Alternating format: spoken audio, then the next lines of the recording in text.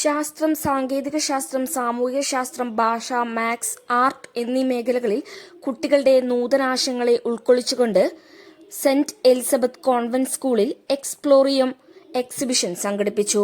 ശാസ്ത്ര സാങ്കേതിക മേഖലകളിലെ പുത്തൻ ആശയങ്ങളുടെ വർക്കിംഗ് മോഡലുകളും സ്റ്റിൽ മോഡലുകളും കുട്ടികൾ പ്രദർശിപ്പിച്ചു.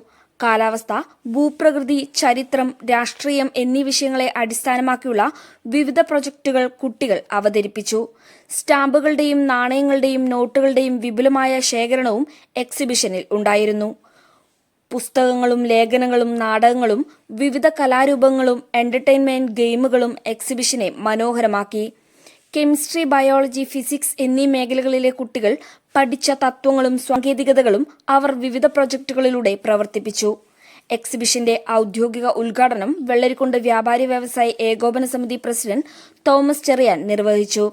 School principal sister Jyothi Maleparambil, school manager sister Grace Palamkunnil മുതലായവർ എക്സിബിഷന് നേതൃത്വം നൽകി.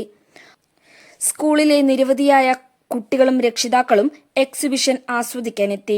എക്സിബിഷൻ കുട്ടികൾക്ക് വേറിട്ട അനുഭവം തന്നെയായിരുന്നു.